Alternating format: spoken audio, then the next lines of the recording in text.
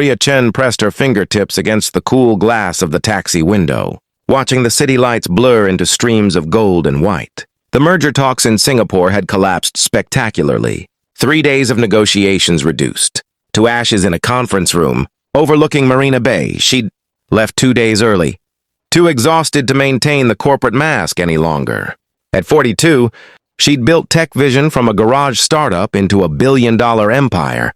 But tonight, success felt like a weight she could barely carry. Her penthouse was just 15 minutes away now. All she wanted was silence, a glass of wine, and the mercy of sleep.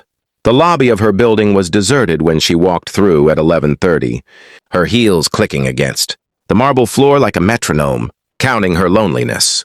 She nodded at the night security guard and headed for the elevator, already loosening the silk scarf around her neck. The executive floor was hers, alone. She'd purchased the entire level 3 years ago, back when privacy seemed like the ultimate luxury. Now it just felt empty. But as the elevator doors slid open, Maria froze. The lights were on. Not just the ambient safety lighting, but the full overhead lights that flooded her private hallway. And there was music, soft, classical piano drifting from somewhere inside her space. Her heart hammered against her ribs. Had someone broken in? She fumbled for her phone, thumb hovering over 911, when she heard something that stopped her cold. Laughter, a child's laughter, pure and unself-conscious, followed by a deeper voice speaking in Spanish. She knew that voice. Miguel Santos had been the night janitor in her building for as long as she'd owned the penthouse, though she'd probably exchanged no more than 24 words with him in 5 years. He was invisible in the way service workers often are to people like her. She realized with a flush of shame. She knew he was always there, keeping everything pristine, but she'd never really seen him. Not really. Maria moved quietly down the hallway, her business instincts overriding her initial alarm. The sounds were coming from the conference room she'd had installed. For working from home, a space she rarely used anymore. The door was slightly ajar, warm light spilling into the corridor. She peered through the gap and felt her breath catch in her throat. The long mahogany table she'd imported from Italy had been pushed against the wall. In its place, someone had created what could only be described as a makeshift classroom. 4 children sat cross-legged on cushions that Maria recognized from her own living room, their faces illuminated by the glow of tablets propped on cardboard boxes. Miguel knelt beside a girl who couldn't have been more than 7, his weathered hand gently guiding her finger across a screen as he explained, something in patient accented English. "See, mija? The E makes the sound A, like in elephant. You try now." The little girl's face scrunched in concentration and then lit up with triumph. "Elefant. Perfecto. You're so smart. Rosita." Miguel's face transformed when he smiled, Maria noticed. Years seemed to fall away from him. An older boy, maybe 12, sat at the far end with headphones on, working through what looked like a math program. 2 other children, twins by their appearance, were playing an educational game together, negotiating turns with the natural diplomacy of siblings. All of them wore clothes that were clean but obviously worn, passed down through multiple children before landing on these small shoulders. Maria's hand went to her mouth. Miguel was using her space, her private executive space, as a school. Using her furniture, her electricity, probably her Wi-Fi. The violation should have made her angry. She'd fired people for less, had gained a reputation in the industry for being brilliant but ruthless. But as she watched, Miguel patiently helped another child sound out words in a workbook. Anger was the furthest thing from what she felt. She must have made a sound, because Miguel's head suddenly snapped up. His eyes met hers through the gap in the door, and the color drained from his face. He stood so quickly he knocked over a cup of water, sending it spreading across the hardwood floor she knew he'd have to clean. "Miss Chen," his voice was barely a whisper. I can explain. Please, The children had gone silent, their dark eyes wide with fear. The oldest boy had already begun gathering tablets, moving with the practiced efficiency of someone who'd had to pack up and disappear before. It broke something in Maria's chest. She pushed the door open fully and stepped inside. Miguel positioned himself between her and the children, his jaw set despite the trembling in his hands. Protecting them, she realized. Even now, facing the loss of his job and who knew what else, his first instinct was to shield them. "How long?" Maria asked quietly. Miguel swallowed hard. 3 months. Ms. Chen, I know I shouldn't have. These are my grandchildren. My daughter. She works 3 jobs since their father left.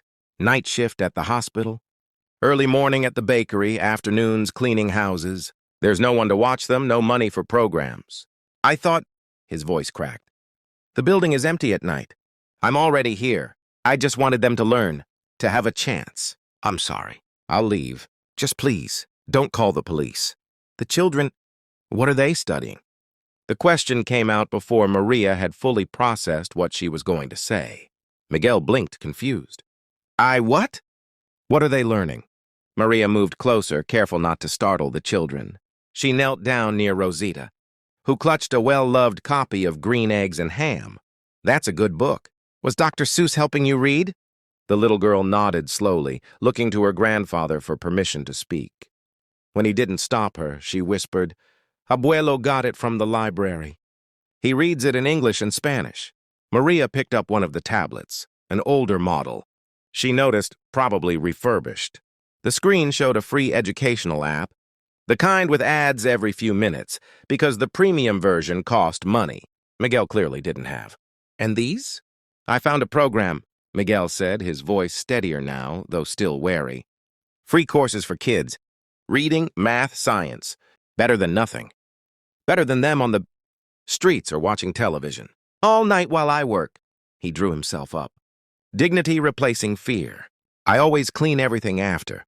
I never touch your things except to clean them. I swear on my life, Miss Chen, I only wanted to give them an education.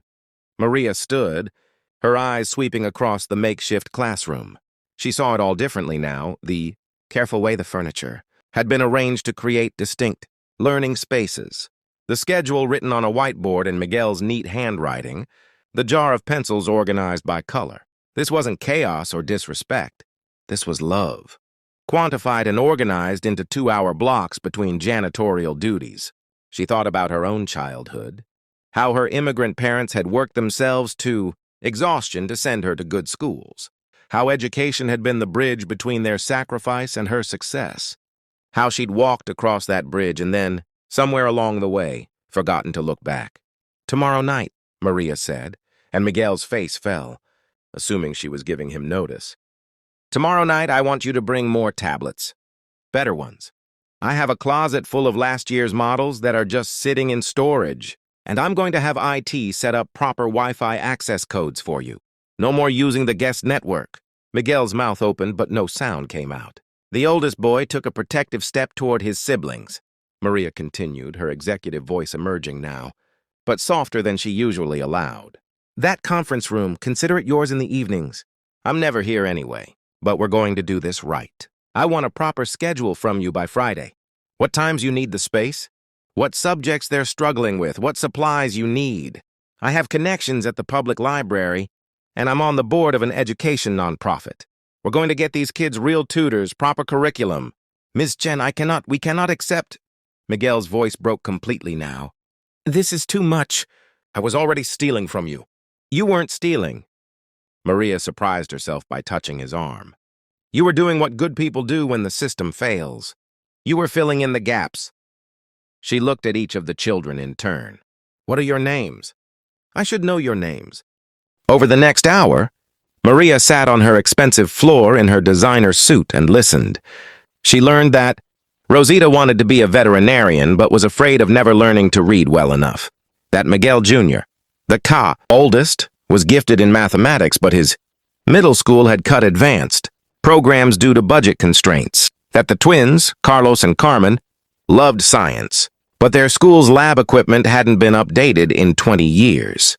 She learned that their mother, Miguel's daughter Elena, had been a straight-A student before she got pregnant at 17.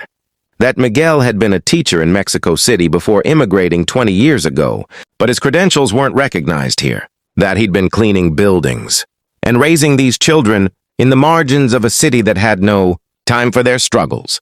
Why didn't you ever ask for help? Maria finally said to Miguel as the children worked quietly on their lessons, already comfortable with her presence. He looked at her with eyes that had seen too much disappointment. People like you don't have time for people like us, Ms. Chen. Not really. You give to charity, yes. You write checks at Gallus. But you don't see us. We're the ones who empty your trash and clean your toilets. We're invisible until we do something wrong. The truth of it stung, but Maria didn't look away. You're right. And I'm sorry for that. But I'm seeing you now. She pulled out her phone. I'm going to make some calls. No. She held up a hand as Miguel started to protest. This isn't charity. This is investment. Do you know what I look for when I invest in a company? Dedication. Innovation. Someone who sees a problem and finds a solution, even when they have no resources. Someone who shows up every single day and does the work.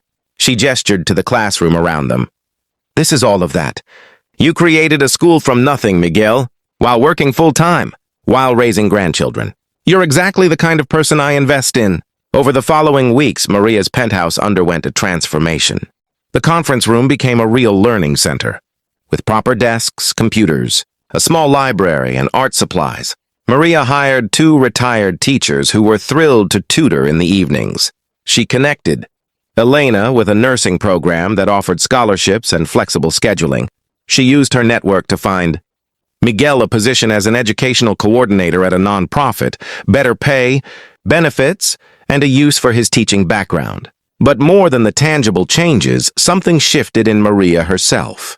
She started coming home earlier, often joining the evening sessions. She discovered she loved helping with homework. That explaining complex concepts, in simple terms, was more satisfying than closing million-dollar deals. The children called her Miss Maria and saved their best work to show her. 6 months after that unexpected return home, Maria stood at a podium at her company's annual shareholder meeting.